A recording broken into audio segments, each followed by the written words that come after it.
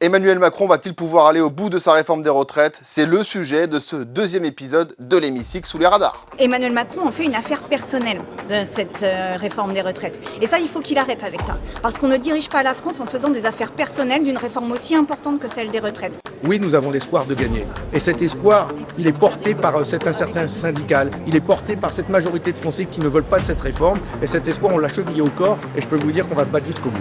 On le voit, tous leurs arguments sur le bénéfice de la réforme tombent un par un. C'est pas une réforme utile et c'est pas une réforme juste. On formule toujours l'hypothèse, je sais qu'elle est hasardeuse avec Emmanuel Macron, que la raison et le bon sens finissent par l'emporter. Alors après les mobilisations d'ampleur la semaine dernière à travers toute la France, eh bien la réforme des retraites écrase littéralement tous les débats à l'Assemblée nationale. Le 1,5 million de Français descendus dans la rue a donné un nouveau souffle à gauche, a ressoudé la gauche et a mis de côté certaines de ses divisions. Est-ce que vous êtes surpris que le président de la République essaie de décourager les gens de se mobiliser?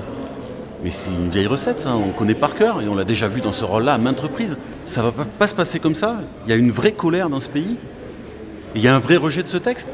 Donc il peut faire semblant que ça n'existe pas.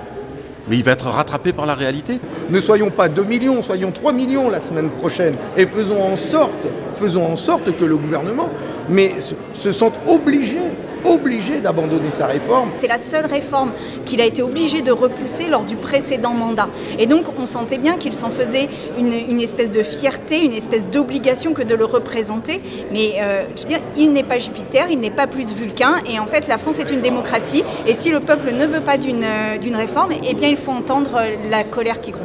La NUPES se sent pousser des ailes, d'autant qu'elle est aidée par certains membres de l'exécutif, à l'image de Franck Riester, qui, chez nos confrères d'LCP, eh bien, expliquait que cette réforme des retraites allait pénaliser en partie les femmes. Un cadre de la majorité présidentielle m'expliquait que ce n'était pas une erreur, mais que c'était une faute lourde. Voici ce qu'il me disait: on est tous dans le même bateau, on traverse tous la même tempête, il ne faudrait pas qu'on se mette à naviguer à vue, parce que certains jettent les boussoles par-dessus bord. Ça donne le ton des échanges, en tout cas à l'Assemblée nationale. Le gouvernement et l'exécutif vont traverser des turbulences, et d'autant qu'il va falloir composer avec les Républicains qui commencent à faire un peu de résistance.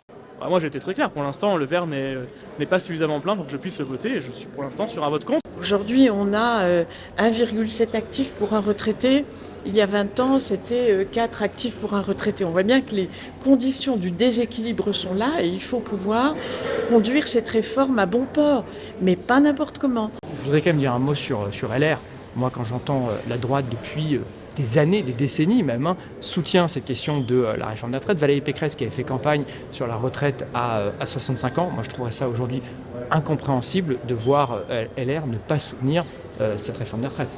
Pour autant, pas de quoi inquiéter plus que ça l'exécutif qui finalement a besoin d'une quarantaine de voix pour voter ce texte sans avoir à passer en force à l'aide de l'article 49.3 de la Constitution qui serait beaucoup plus difficile à défendre face à l'opinion publique. Restez connectés en tout cas à l'hémicycle, la tempête parlementaire ne fait que commencer. Nous on se retrouve dans 2 semaines, ciao!